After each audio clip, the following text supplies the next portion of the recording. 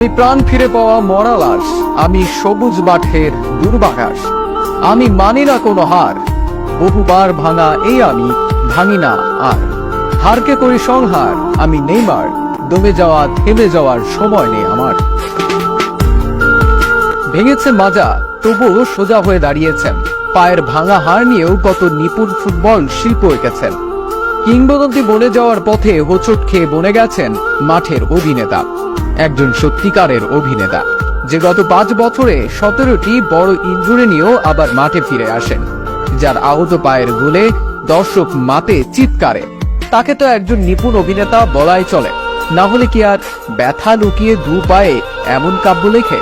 2003 সালে মাত্র 9 বছর বয়সে পেলের স্মৃতি বিজড়িত ক্লাব সান্তোসের নাম লেখান।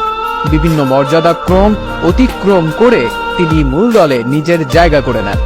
তিনি সান্তোসের হয়ে প্রথম আবির্ভাব করেন 2009 সালে। 2009 সালে তিনি কম্পেনাতো পুলিস্তার শ্রেষ্ঠ যুবা খেলোয়াড় নির্বাচিত হন। পরবর্তীতে সান্তোসে 2010 কম্পেনাতো পুলিস্তা জয় করেন। 2010 সালে কোপা দা ব্রাজিলে 11 গোল করে সর্বোচ্চ গোলদাতা পুরস্কার পান। নেইমার ব্রাজিল অনূর্ধ্ব 17, অনূর্ধ্ব 20 এবং ব্রাজিল মূল দলে প্রতিনিধিত্ব করেছেন। মাত্র 19 বছর বয়সে 2011 এবং 2012 সালে দক্ষিণ আমেরিকার বর্ষসেরা ফুটবলার নির্বাচিত হন নেইমার। 2013 মৌসুমে সান্তোসের সঙ্গে গাঁটছড়া ছিন্ন করে যোগ দেন স্বপ্নের ক্লাব বার্সেলোনায়। 57 মিলিয়ন ইউরো ট্রান্সফার ফিতে নেইমার বার্সেলোনার সঙ্গে 5 বছরের চুক্তি করেন।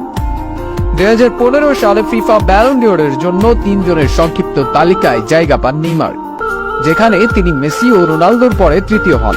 2018 সালে ট্রান্সফার ফির রেকর্ড করে 220 মিলিয়ন ইউরোতে বার্সা থেকে নাম লিখিয়েছেন ফ্রান্সের ক্লাব পিএসজিতে। নেইমার সর্বাধিক পরিচিত তার তরুণ গতি, বল কাটানো, সম্পূর্ণতা এবং উভয় পায়ের ক্ষমতার জন্য।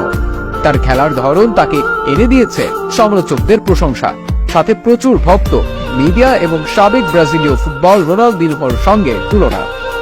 ব্রাজিলের হয়ে সর্বকালের দ্বিতীয় সর্বোচ্চ গোল করা এই ফুটবলারের ক্যারিয়ার বর্ণনা করা যতটা সহজ, ততটাও সহজ নয় তার পথ চলা।